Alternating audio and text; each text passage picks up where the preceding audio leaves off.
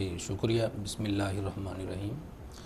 پہلے تو میں آپ کے پہلے سوال کو کنٹینیو کرتے ہوئے اس کا جواب دے دوں کہ آپ نے پوچھا تھا کہ کوئی آدمی غیر مسلم کو زکوٰۃ ادا کر سکتا ہے کہ نہیں کر سکتا ہے. جی بالکل. تو اس کا جواب یہ ہے کہ غیر مسلم کو زکوٰۃ ادا نہیں کی جا سکتی ہے. جب مسلمان اتنے کثیر تعداد میں محتاج ہیں، آپ کے مال کی ان کو ضرورت ہے، تو مسلمانوں کے ہوتے ہوئے غیر مسلم کو زکوٰۃ نہیں دینی چاہیے. اس کے بعد آپ کا یہ سوال کہ جو آدمی زکوٰۃ ادا نہیں کرتا ہے اس کے متعلق قرآن حکیم اور سنت رسول صلی اللہ علیہ وسلم میں کیا احکامات اور فرمودات ملتے ہیں. تو سب سے پہلے تو دیکھنا چاہیے کہ زکوٰۃ ادا کرنے کا مقصد کیا ہے، کہ زکوٰۃ اللہ تبارک و تعالیٰ نے امت محمدیہ صلی اللہ علیہ وسلم پر فرض کیوں کی ہے. تو زکوٰۃ فرض کرنے کا سب سے اولین مقصد تو یہ ہے کہ انسان جو مال کماتا ہے، حاصل کرتا ہے، اس میں کجی آ سکتی ہے، علائش آ سکتی ہے، تو مال کو ستھرا کیا جائے. زکوٰۃ کا مطلب ہوتا ہے کہ کسی چیز کو ستھرا کرنا، پاک کرنا، صاف کرنا. جس وقت انسان مال حاصل کرتا ہے تو بعض اوقات ناجائز ذرائع سے بھی مال حاصل کر لیتا ہے، یا بلا ارادہ اس کو علم نہیں ہوتا، گندا مال اس کے مال میں شامل ہو جاتا ہے. تو یہ مال کو ستھرا کرنے کا ایک نتیجہ ہے.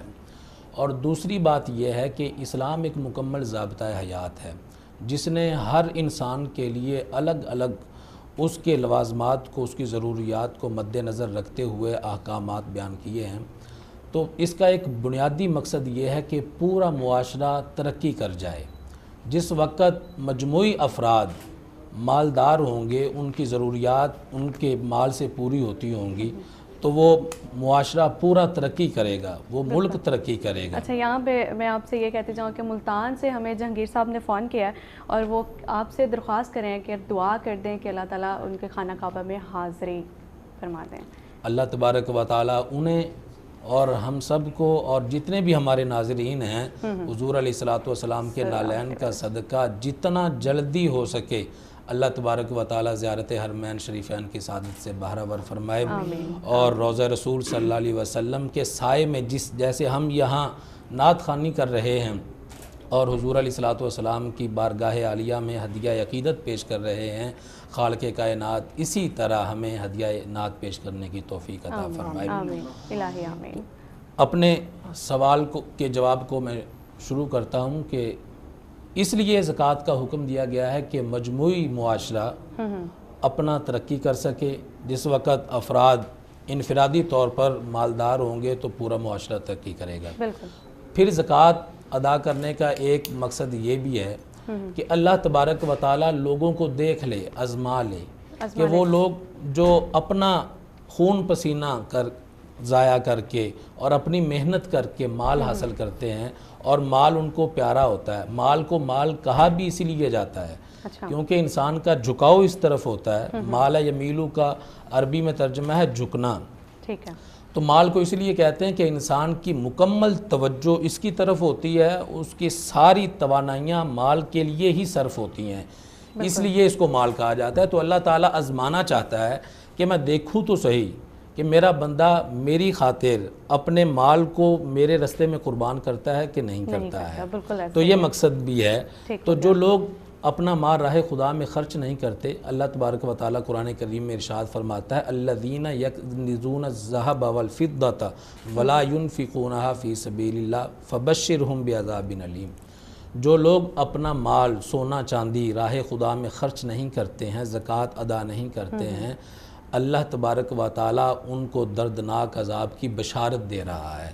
اب بشارت تو کسی اچھی چیز کی ہوتی ہے، لیکن یہاں دردناک عذاب کی بشارت کیوں کہا گیا ہے؟ تو بشارت اس لیے کہ ان کو طنز کیا جا رہا ہے، ان کو جھنجھوڑا جا رہا ہے کہ تم یہ جو کام کر رہے ہو اس کا عذاب بہت بڑا ہے، تمہیں دردناک عذاب دیا جائے گا. اور دوسرے مقام پہ ارشاد فرمایا گیا ہے کہ جو لوگ بخل کرتے ہیں اور زکوٰۃ ادا نہیں کرتے ہیں، مال اپنے پاس جمع کیے رکھتے ہیں، ان کے نزدیک مال ہی سب کچھ ہے. ان کے نزدیک مال کی حیثیت زیادہ ہے، اللہ تعالیٰ کی رضا کی حیثیت زیادہ نہیں ہے.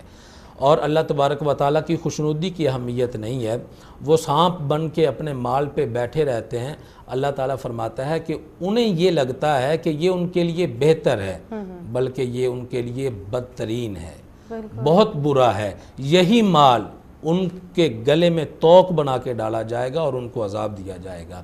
نبی علیہ الرحمہ اور نبی علیہ الصلاۃ والسلام نے ارشاد فرمایا، جو لوگ زکوٰۃ ادا نہیں کرتے ہیں اور اپنا مال جمع کیے رکھتے ہیں، قیامت والے دن یہی مال ایک بڑے سانپ کی صورت میں ان کے سامنے آئے گا، اور پھر یہ سانپ اس کے گلے میں توق بنا کے ڈال دیا جائے گا، اور جس مال کو وہ جمع کرتا رہا ہے وہی مال پگھلا کے اور آگ بنا کے اس کی پیشانی پہ بھی داغا جائے گا، اس کے پہلوؤں پہ بھی داغا جائے گا، اس کے پیٹ پہ بھی داغا جائے گا۔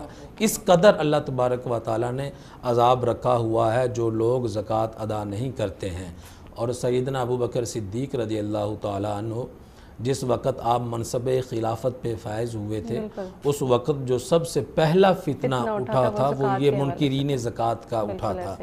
تو آپ نے اس وقت یہ کہا تھا کہ اگر یہ لوگ حضور علیہ الصلوۃ والسلام کے زمانہ میں جو مال ادا کیا کرتے تھے، اس مال میں سے اگر انہوں نے اونٹ کی رسی اور نکیل کو بھی روک لیا تو رب عزت کی قسم میں ان سے جہاد کروں گا، میں ان سے لڑائی کروں گا۔ زکوٰۃ کی اس قدر اہمیت ہے، جو لوگ اسے ادا نہیں کرتے ہیں ان کے لیے دردناک عذاب اللہ تبارک و تعالیٰ نے رکھا ہوا ہے، یہی مال پگھلا کے ان کو عذاب دیا جائے گا۔